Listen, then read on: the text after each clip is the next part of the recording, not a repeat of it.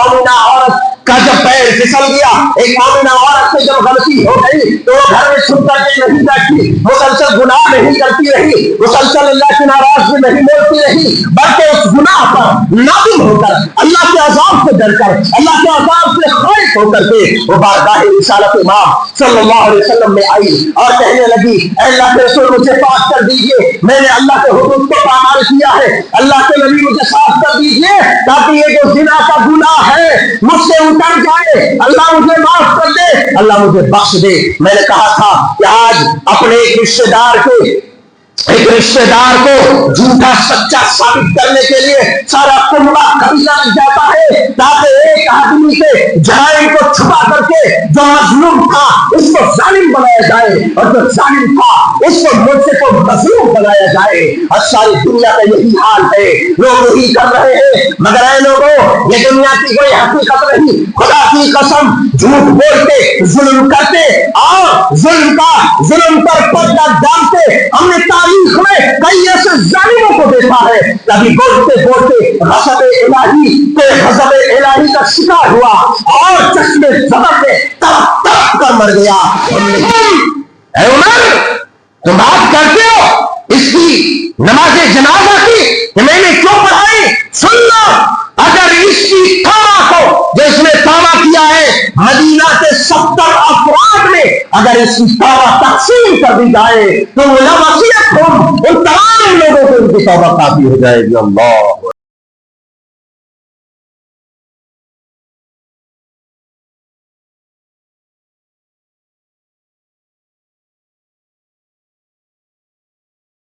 لكم أعمالكم ويغفر لكم ذنوبكم ومن يطع الله ورسوله فقد فاز فوزا عظيما أما بعد فإن خير الحديث كتاب الله وخير الهدي هدي محمد صلى الله عليه وسلم وشر الأمور محدثاتها وكل محدثة بدعة وكل بدعة ضلالة وكل ضلالة في النار فقد قال الله عز وجل في القرآن المجيد والفرقان الحميد فأعوذ بالله السميع العليم من الشيطان الرجيم من همزه ونفخه ونفثه بسم الله الرحمن الرحيم وتوبوا إلى الله جميعا أيها المؤمنون لعلكم تفلحون سبحانك لا علم لنا إلا ما علمتنا إنك أنت العليم الحكيم رب اشرح لي صدري ويسر لي أمري واحلل عقدة من لساني يفقهوا قولي رب زدني علما اللهم ارزقني فهما اللهم انفعنا بما علمتنا وعلمنا ما ينفعنا وزدنا علما ربنا يسر ولا تعسر وتمم بالخير۔ اللہ وحدہ لا شریک، بزرگ و برتر، مالک و مختار، رب لم یزل، ہی کے لیے ہر طرح کی حمد و ثنا ہے جس نے ہر طرح کے انعامات سے ہم سب کو ہمکناروں سرفراز فرمایا ہے، جس نے نبی آخر الزماں جناب محمد رسول اللہ صلی اللہ علیہ وسلم کی شکل میں سب سے بڑی نعمت عطا فرمائی ہے اور جس کے توسط سے نعمت ہدایت سے سرفراز فرمایا ہے۔ یہ اس کا بیش بہا انعام اور بیش بہا مہربانی ہے کہ اس نے بت پرستوں اور مخلوقات کی پرستش کرنے والوں کی اس نجس و ناپاک جماعت سے نکال کر خدائے واحد و بزرگ و برتر کے سامنے لا کھڑا کیا اور سرو سجود ہونے کی توفیق ارزانی فرمائی ہے۔ اسی لیے ہر حال میں اس کی تحمید و تقدیس بیان کرنی چاہیے اور اس کا شکر بجا لانا چاہیے۔ فللہ الحمد ولہ الشکر سبحان اللہ وبحمدہ سبحان اللہ العظیم۔ اللهم صل على محمد وعلى آل محمد كما صليت على إبراهيم وعلى آل إبراهيم إنك حميد مجيد اللهم بارك على محمد وعلى آل محمد كما باركت على إبراهيم وعلى آل إبراهيم إنك حميد مجيد. عزیزان گرامی، نوجوانان قوم و ملت، خواتین ملت اسلامیہ، رمضان المبارک کی قربت دن بدن بڑھتی چلی جا رہی ہے.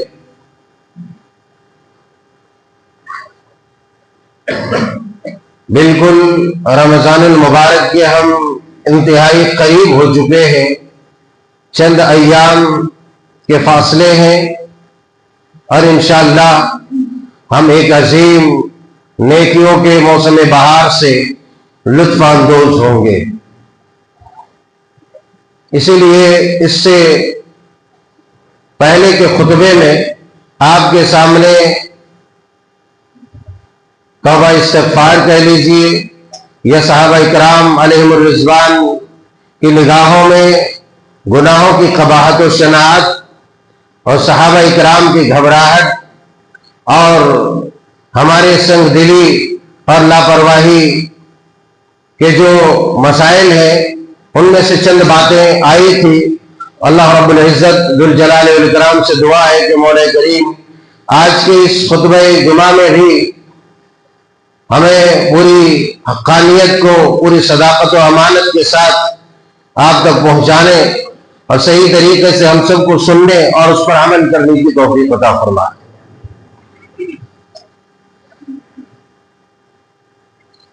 صحابہ اکرام علیہم الرضوان کی جماعت میں سے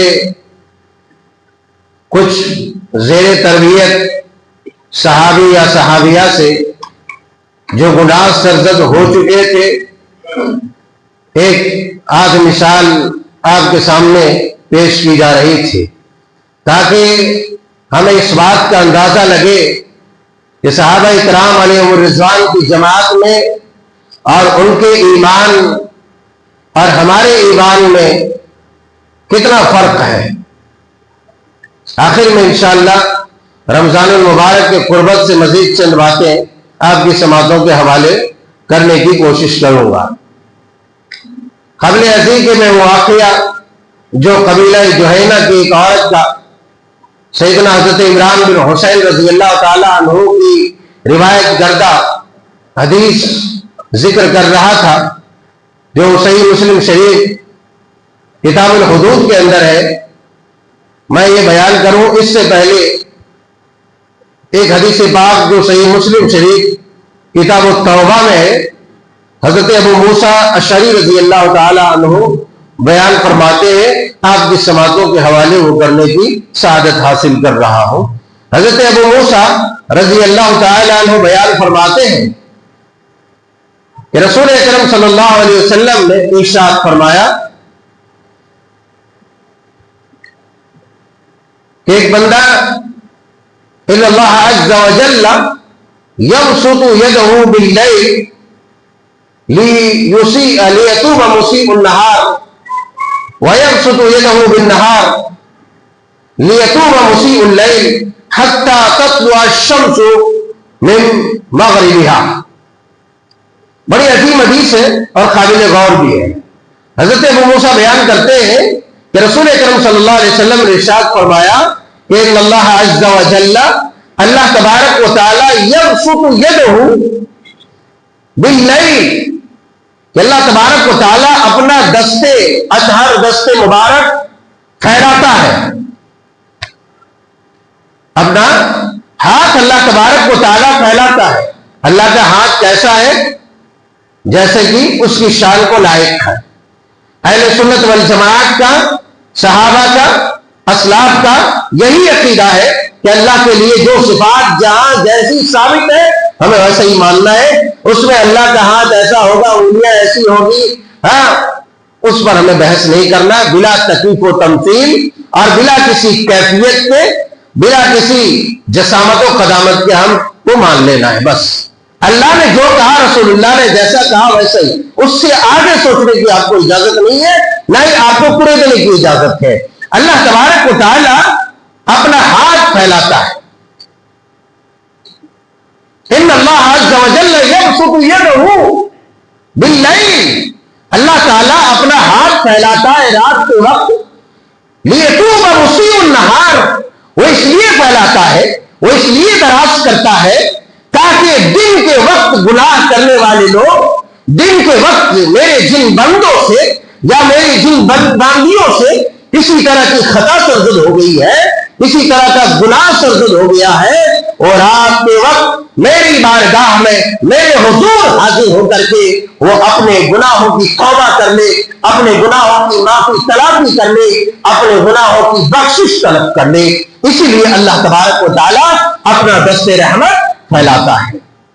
یہ بڑی عظیم بات ہے، یہ بڑی خوش کن بات ہے، یہ ایسی بات ہے جو بشارت ہے کہ اللہ تبارک و تعالیٰ اپنی تمام کمالات، تمام قدرتوں کے باوجود کہ وہ ہر چیز پر قدرت رکھتا ہے، چاہے تو بندے کو آن دا اسپاٹ اسے پکڑ لے، چاہے وقت واحد میں اللہ تبارک و تعالیٰ کسی بندے کو تباہ و برباد کر لے، یا وقت گناہ اس کو صفحے ہستی سے مٹا دے۔ اللہ اس بات پر قدرت رکھتا ہے کہ جبکہ اللہ تبارک و تعالیٰ کے خلاف اللہ کے غضب کو دعوت دیا جاتا ہے کہ ہاں ہم تیرے خلاف گناہ کر رہے ہیں، مگر اس کے باوجود اللہ چونکہ رحمان الرحیم ہے وارحم الراحمین ہے، اس کے غضب پر اس کی رحمت سبقت لے گئی ہے۔ اس لیے اللہ تبارک و تعالیٰ پھر بھی اپنے بندوں کو بچانے کے لیے اپنا ہاتھ دراز کرتا پھیلاتا ہے، لیتوب مسیء النہار، کہ دن کے وقت جن سے گناہ ہو گیا ہے وہ تھکا ماندہ گناہوں سے لت پت رات کے وقت میرا بندہ آئے، میری بارگاہ میں ہاتھ کو بلند کرے، توبہ کرے، میں اس کو معاف کر دوں گا، اس کی توبہ قبول کر دوں گا۔ اسی طریقے سے وَيَبْسُطُ يَدَهُ بِالنَّهَارِ، اللہ تبارک و تعالیٰ دن کے وقت اپنا ہاتھ دراز کرتا ہے، اپنا ہاتھ پھیلاتا ہے، اس لیے لیتوب مسیء اللیل، تاکہ جو رات کے وقت گناہ کر کے تھک چکا ہے، جس سے رات کے وقت گناہ ہو چکا ہے، رات کے وقت جس سے خطائیں سرزد ہو گئی ہے، میرا وہ بندہ آئے اور دن کے وقت اللہ تبارک و تعالیٰ کو پکارے اور ندامت کا آنسو بہائے، اللہ کی بارگاہ میں توبہ کرے کہ پروردگار مجھ سے خطا ہو گئی ہے، مجھ سے ظلم ہو گیا ہے، مجھ سے گناہ ہو گیا ہے، اللہ معاف کر دے۔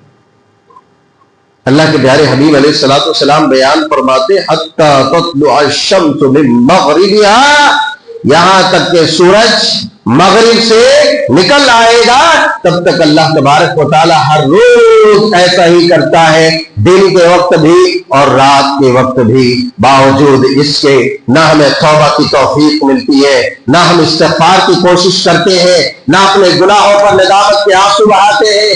اے اللہ کے نیک بندو، اگر اتنے مواقع ملنے کے بعد اللہ جیسے عظیم ذوالجبروت والملکوت، طاقت و قوت کے مالک جو ہر چیز پر قدرت رکھتا ہے، اس کے باوجود وہ تمہارے لیے اپنے ہاتھوں کو دراز کر کے انتظار کرتا ہے کہ گناہ کیا ہے آ جا میری بارگاہ میں، گناہ ہوا ہے آ جا میرے دربار میں اور معافی مانگ لے، اس کے باوجود جو معافی نہ مانگے، اس کے باوجود استغفار نہ کرے، اس سے بڑا بدبخت دنیا میں کوئی نہیں ہو سکتا، اس سے بڑا شقیق القلب دنیا میں کوئی نہیں ہو سکتا، اس سے بڑا اہل شقاوت دنیا میں کوئی نہیں ہو سکتا۔ اسی لیے جب بھی کسی طرح کی کوتاہی کے شکار ہو جائے، کسی طرح کی خطا سرزد ہو جائے، پھر فوراً اللہ تبارک و تعالیٰ سے معافی تلافی کرے۔ صحابہ کرام علیہم رضوان کی یہ کیفیت تھی۔ اللہ تبارک و تعالیٰ نے فرمایا وَتُوبُوا إِلَى اللَّهِ جَمِيعًا أَيُّهَا الْمُؤْمِنُونَ لَعَلَّكُمْ تُفْلِحُونَ، اے مومنوں کی جماعت، اللہ کی جناب میں توبہ کرو، اللہ کی جناب میں اپنے گناہوں کا اعتراف کرو، اپنی خطاؤں کا اعتراف کرو اور اللہ سے معافی تلافی کرو، اللہ تبارک و تعالیٰ معاف کر دے گا تاکہ تم کامیاب ہو جاؤ، لعلکم تفلحون، تاکہ تمہیں کامیابی مل جائے، تاکہ تم جنت میں داخل ہو جاؤ، تاکہ تم اللہ تبارک و تعالیٰ کی رحمت و مغفرت پا سکو۔ اس لیے وتوبوا الی اللہ جميعا، تم سب کے سب اللہ تبارک و تعالیٰ کی جناب میں توبہ کرو۔ ہمیں یہ بات ذہن نشین کر لینی چاہیے کہ توبہ کیا ہے۔ استغفار کیا ہے؟ صاف لفظوں میں صرف سمجھنے کے لیے کہہ دو کہ توبہ دل کی دنیا بدلنے کا نام ہے. توبہ دل کی دنیا بدلنے کا نام ہے. توبہ کا مطلب بدلاؤ ہے. ایک انسان ابھی گناہ کر رہا تھا، وہ گناہ چھوڑ دے اور اللہ تعالیٰ کے سامنے ندامت کا آنسو بہائے اور معافی مانگ لے، یہ توبہ ہے. آئندہ گناہ نہ کرنے کا عزم مصمم کرے، یہ توبہ ہے. اور استغفار اللہ سے بخشش طلب کرے، چھوٹے موٹے جو گناہ ہو جاتے ہیں اس پر معافی مانگے، ایکسکیوز کرے، اللہ تعالیٰ معاف فرما دے، ہم سے یہ غلطی ہو گئی، استغفر اللہ من کل ذنب واتوب الیہ، استغفر اللہ الذی لا الہ الا هو الحی القیوم واتوب الیہ. دنیا بھر کے جو ہے کلمات اللہ کے نبی صلی اللہ علیہ وسلم نے سکھلائے ہیں، ایک سے ایک دعا، ان کلمات کے ذریعے آپ استغفار کریں، بخشش طلب کریں، اور گناہ ہو جائے تو اپنے آپ کو بدل دیں کہ ہم سے گناہ ہو گیا ہے، اے اللہ آئندہ اب میں یہ گناہ نہ کرنے کا عہد لیتا ہوں اور تجھ سے معاونت کی امید، تجھ سے مدد چاہتا ہوں کہ تاکہ میں ان گناہوں سے بچ سکوں. صحیح مسلم شریف کتاب الحدود کی وہ حدیث پاک جو حضرت عمران بن حسین رضی اللہ تعالیٰ عنہ کی روایت ہے، میں نے گزشتہ جمعے میں بات رکھی تھی کہ حضرت عمران بن حسین رضی اللہ تعالیٰ عنہ روایت کرتے ہیں کہ ایک عورت نبی کریم صلی اللہ علیہ وسلم کے خدمت عالیہ میں آئی جو قبیلہ جوہینہ سے تعلق رکھتی تھی. آئی اور کہنے لگی کہ طہرنی یا رسول اللہ، اللہ کے رسول صلی اللہ علیہ وسلم مجھے معاف کر دیجیے، مجھے پاک کر دیجیے. اللہ کے پیارے حبیب، میں نے اللہ کے حدود کو پامال کیا ہے، لہذا مجھے پاک کر دیجیے. نبی کریم صلی اللہ علیہ وسلم نے تفصیل پوچھی، چونکہ بات بہت بڑی تھی، معاملہ بڑا گمبھیر تھا، معاملہ بڑا گمبھیر تھا. نبی کریم صلی اللہ علیہ وسلم نے فوراً اس سے مطالبہ کیا کہ کس چیز سے پاک کیا جائے تمہیں؟ کہا کہ اللہ کے حدود کو میں نے پامال کیا ہے، یعنی بدکاری کر لی، زنا مجھ سے ہو گیا ہے. ان کے سرپرستوں کو بلایا، ان کے سرپرستوں کو بلایا اور کہا کہ تصدیق ہوئی، توثیق ہوئی، کہا کہ اسے لے جاؤ. احسن الیہا فاذا وضعت فأتنی بہا، کہا کہ اسے لے جاؤ اور اس کے ساتھ حسن سلوک کرو، اس کے ساتھ اچھا برتاؤ کرو، اس کے ساتھ اچھا معاملہ کرو. اللہ اکبر کبیرہ. ایک ایک لفظ غور کرنے کے ہیں، ایک ایک لفظ. آج کسی سے کوئی غلطی ہو جاتی ہے، ہم اسے اتنا کوستے ہیں کہ وہ دنیا کا سب سے بڑا فاسق و فاجر کافر تصور کرنے لگتا ہے، گویا کہ اب اس کے لیے کوئی توبہ ہی نہیں ہے. اتنا ہم کوستے رہتے ہیں، ایک غلطی ہو جاتی ہے، ایک غلطی ہو جاتی ہے، پوری زندگی کوستے رہتے ہیں. توبہ کر لیا تب بھی کوستے رہتے ہیں، ارے تو وہی ہے نا، ارے تو نے ہی کیا تھا نا. جبکہ معاف کر دینے کا مطلب یہ ہے، بہت سارے دیکھتے ہیں نا معاف کر دیتے ہیں، پھر بھی موقع ملتا ہے، پھر وہ زخم اچھی طرح سے کریٹ کر کے اس پر نمک اور مرچ پانچ دیتے ہیں. یہ صحیح نہیں ہے طریقہ. ارے کسی سے غلطی ہو گئی ہے تو اس کو اتنا مت ستاؤ، اتنا ڈیمیج مت کر دو کہ وہ اللہ کی رحمت سے مایوس ہو جائے.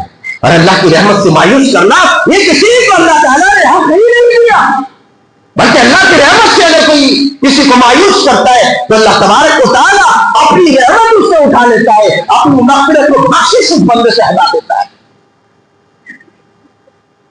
چلیے معمولی سے آپ نے فرمایا لے جاؤ انہیں اور ان کے ساتھ اچھا سلوک کرو، حسن سلوک سے پیش آؤ، کسی طرح کی زیادتی نہ ہو. فَإِذَا وَضَعَتْ، جب یہ بچہ جنم دے، ولادت ہو جائے بچے کی، فَأْتِنِي بِهَا، پھر میرے پاس لے آنا. روایت کے اندر ہے کہ جب اس عورت نے بچہ جنم لیا تو نبی اقدس علیہ السلام کی خدمت عالیہ میں اس عورت کو لایا گیا. آپ لوگ ذرا سامنے آ کے بیٹھ جائیے، پیچھے لوگ کھڑے ہیں، برائے مہربانی سامنے آ جائیے، پیچھے لوگ کھڑے ہیں، آ جاؤ اللہ والے، جلدی کرو یار، جلدی کرو، یہ سب کام میں بڑے پیچھے رہتے ہیں.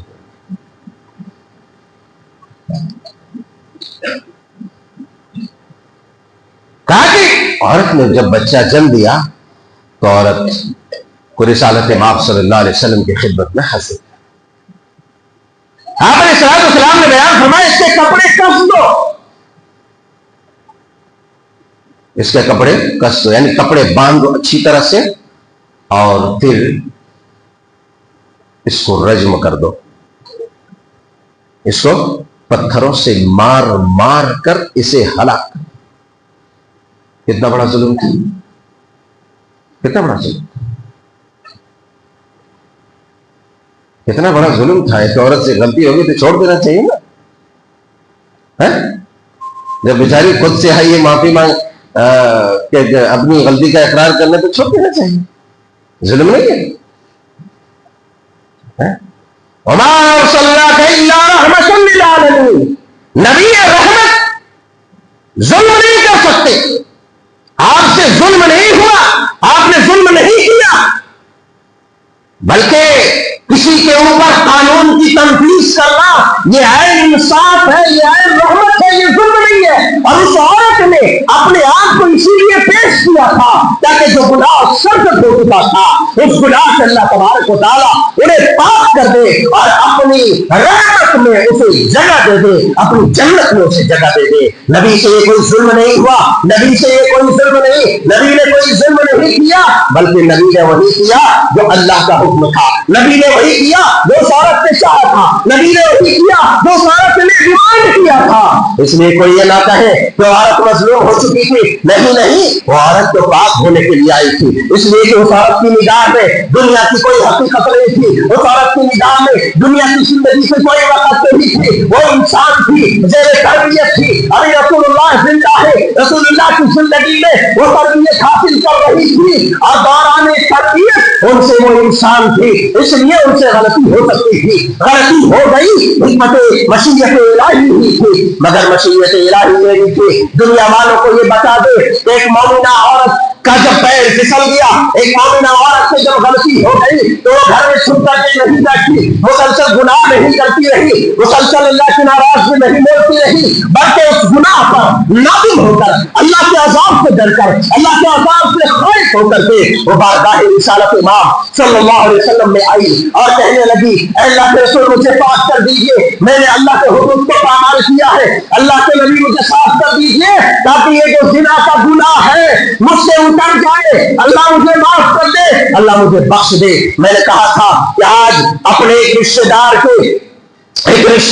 کو جھوٹا سچا ثابت کرنے کے لیے سارا کنبہ قبیلہ لگ جاتا ہے تاکہ ایک آدمی سے جرائم کو چھپا کر کے جو مظلوم تھا اس کو ظالم بنایا جائے اور جو ظالم تھا اس کو مجھ کو مظلوم بنایا جائے. اور ساری دنیا کا یہی حال ہے، لوگ یہی کر رہے ہیں. مگر اے لوگوں، یہ دنیا کی کوئی حقیقت نہیں، خدا کی قسم جھوٹ بولتے، ظلم کرتے اور ظلم پر پردہ ڈالتے ہم نے تاریخ میں کئی ایسے ظالموں کو دیکھا ہے. کبھی بولتے بولتے غضب الہی کا شکار ہوا اور چشمے زبر میں تڑپ تڑپ کر مر گیا. ہم نے کتنے ایسے تاریخ میں لوگ دیکھے ہیں، واقعات میں لوگ دیکھے ہیں. اس لیے کبھی بھی جھوٹے کو سچا اور سچا کو جھوٹا نہ کرو، اس لیے کہ زندگی کی کوئی حقیقت نہیں. اگر تم نے جھوٹی گواہی دی، تم نے جھوٹا بولا، تم نے جھوٹی بات کی، ممکن ہے کہ لمحے بھر میں اللہ کے غضب کے شکار ہو جاؤ. اور جس زندگی کو بچانے کے لیے تم نے جھوٹ بولا تھا، جس زندگی کو بچانے کے لیے تم نے اللہ کی ناراضگی کو بولا، اب تمہیں اس زندگی میں کوئی خیر نہیں، اس زندگی سے تم نے ہاتھ گوا دیا، ہاتھ دھو بیٹھا، وہ زندگی گوا دی. اس لیے کبھی بھی ایسا نہ کرنا، کبھی بھی ایسا نہ کرنا. سچوں کے ساتھ کونوا مع الصادقین، سچوں کے ساتھ ہو جاؤ، اللہ سچوں کے ساتھ ہے، سچوں کے ساتھ ہے. اس لیے سچا بنو، پاک صاف بنو. صحابیہ ہے، وہ صحابیہ ہے، نبی کریم صلی اللہ علیہ وسلم کی خدمت میں آئی، کہا کہ کپڑا کس دو. کبھی بات اور پیٹ میں حرامی بچہ پل رہا ہے. آج جو اپنے بچوں کو قتل کرتے ہیں نا، اپنے بچوں کو قتل کرتے ہیں اور بڑے معزز کہلاتے ہیں، بڑے معزز کہلاتے ہیں. اگر کسی کے بچے 3 سے 4 ہو گئے، 4 سے 5 ہو گئے تو سماج میں اس کو جانوروں کو دیکھا جاتا ہے. پاگلوں کی جماعت، وہ جانور نہیں ہے، وہ انسان ہے. اور اس نے اللہ تعالیٰ کی رحمت کو ٹھکرایا نہیں ہے۔ آج کسی کے 4-5 اولاد ہو گئی تو اس کو بڑی گری ہوئی نظروں سے دیکھتے ہیں۔ گری ہوئی نظروں سے مت دیکھو، مت دیکھو گری ہوئی نظروں سے۔ اس نے اللہ کے فیصلے پر آمنا صدقنا کہا۔ تمہاری نگاہ میں وہ اچھا ہے جو پیٹ سے بچہ کاٹ کاٹ کر نکال دے، دوائیوں اور زہر اور انجیکشن کے ذریعے سے بچوں کو مار دے؟ نہیں، ایسی خطرناکی، ایسی گندگی اپنے ذہن میں نہ پالو، اور نہ اللہ تبارک و تعالیٰ کو صاف کرنا آتا ہے۔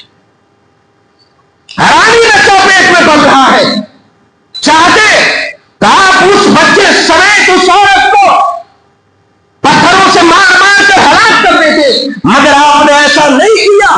کیوں نہیں کیا؟ اس لیے کہ جو زندگی مل چکی ہے اس زندگی کو فنا کرنا اللہ تبارک و تعالیٰ نے یہ حق کسی کو نہیں دیا۔ کسی انسان کو مارنے کا حق ناجائز طور پر اللہ تبارک و تعالیٰ نے کسی کو نہیں دیا۔ اس لیے اگر پیٹ میں بچہ پل رہا ہے تو نہ کسی ماں کو، نہ کسی باپ کو، نہ کسی ڈاکٹر کو یہ اتھارٹی ہے، یہ حق ہے کہ اس معصوم بچے کو، اس جنین کو جو پیٹ میں پل رہا ہے اور پل رہا ہے، اسے مار دیا جائے، اسے قتل کر دیا جائے۔ یہ اتنا ہی بڑا مجرم ہے جتنا بڑا مجرم ایک چلتا پھرتا انسان کو قتل کرنے والا۔ اس لیے ایسی گندگیوں سے اپنے سماج کو پاک کرو۔ نبی نے کہا جب بچہ جنم لے تو میرے پاس لے کر کے آؤ۔ لایا گیا، کہا کہ اس کے کپڑے کس دو، قانون کے نفاذ کا وقت ہو گیا، کا کپڑے کس دو۔ کپڑا کس دیا گیا۔ روایتوں کے اندر ہے عورتوں کو جب رجم کیا جاتا پتھروں سے مار مار کے تو اسے چھاتی تک جو ہے گاڑ دیا جاتا تھا زمین کھود کر کے، اور مرد کو ایسے جو ہے زمین پہ بٹھا کر کے اس کو پتھروں سے مار دیا جاتا تھا۔ عرب میں آج بھی وہ رواج ہے، کہیں پر پتھروں سے مارا جاتا، کہیں گولیوں سے مارا جاتا، وغیرہ وغیرہ۔ بہرحال اس عورت کو مار دیا گیا۔ ساتھ حضرت عمر بن خطاب رضی اللہ تعالیٰ جلالی انسان ہے، کہنے لگے یا رسول اللہ تصلی علیہ، آپ نے اس عورت کا نمازی جنازہ پڑھا؟ اس عورت کی نمازی جنازہ آپ نے پڑھائی، اس کا جنازہ آپ نے پڑھایا؟ ظاہر سی بات ہے جب مار دیے ختم ہو گئی تو ان کا جنازہ پڑھنا تھا نا۔ حضرت عمر نے اعتراض کیا، آپ علیہ الصلوۃ والسلام نے ارشاد فرمایا اے عمر لقد تابت توبۃ لو قسمت بین 70 من اہل المدینہ لوصیتہم۔ اے عمر تم بات کرتے ہو اس کی نماز جنازہ کی کہ میں نے کیوں پڑھائی؟ سن لو، اگر اس کی توبہ کو جو اس نے توبہ کیا ہے مدینہ کے 70 افراد میں اگر اس کی توبہ تقسیم کر دی جائے تو لوصیتہم، ان تمام لوگوں کو ان کی توبہ کافی ہو جائے گی۔ اللہ اکبر، انہوں نے ایسی توبہ کی ہے، انہوں نے ایسی توبہ کی ہے کہ مدینہ کے 70 افراد میں، یعنی 70 صحابی میں، 70 لوگوں میں، 70 مومنوں میں بانٹ دیا جائے تو ان کی توبہ کافی ہو جائے گی۔ ارے اس سے بڑھ کر اور کیا بات ہو سکتی ہے کہ ان سے گناہ ہو گیا، ان سے خطا ہو گئی، ان سے غلطی ہو گئی، اور انہوں نے اپنی غلطی کے ازالے کے لیے اپنی جان کی قربانی پیش کر دی اللہ رب العزت کی بارگاہ میں، تاکہ اللہ ان کے گناہوں سے، ان کی خطاؤں سے، ان کے گناہوں سے اللہ تبارک و تعالیٰ اسے پاک کر دے۔ اور اس سے بڑی بات کیا ہو سکتی ہے؟ اللہ اکبر کبیرہ۔ عزیزان گرامی، اور جو واقعات میں نے رکھے تھے اپنے پاس تاکہ کہ ہمارے ایمان کو اور جلا ملے اور ہمیں یہ محسوس ہو کہ صرف ایک صحابی نہیں، ایک صحابیہ نہیں، بلکہ کئی ایک سے اس طرح کی غلطیاں ہوئی، مگر غلطیوں پر وہ لوگ پردہ نہیں ڈال کے بیٹھے، بلکہ بارگاہ رسالت میں آئے اور اپنے آپ کو ہلاکت کی بات کی اور کہا کہ مجھے مار دیجئے تاکہ میرے گناہوں کا کفارہ ہو جائے۔ اور جب رجم کر دیا جاتا ہے یا کوئی بھی حد نافذ کر دی جاتی ہے تو گناہ مٹ جاتا ہے، وہ گناہ معاف کر دیا جاتا ہے، اس لیے کہ اسے سزا مل چکی ہے۔ اب اگر چونکہ سزا کا دور نہیں ہے، اس طرح کے اسلامی قوانین، اسلامی حدود کی تنفیذ کا دور نہیں ہے یہاں پر، تو اگر کسی سے اس طرح کی غلطی ہو جائے تو بارگاہ عزت میں خالص توبہ کرے، توبۃ النصوح کرے، تاکہ اللہ تبارک و تعالیٰ اسے معاف کر دے۔ توبہ کا دروازہ کھلا ہوا ہے، اس لیے معافی تلافی کرے۔ یہ پورا سال گزر گیا، پورا سال گزر گیا، دیکھو کہ ہم نے کتنا توبہ کیا، کتنے مرتبہ اللہ سے معافی مانگی ہے، صحابہ کی نگاہ میں گناہ کیا تھے؟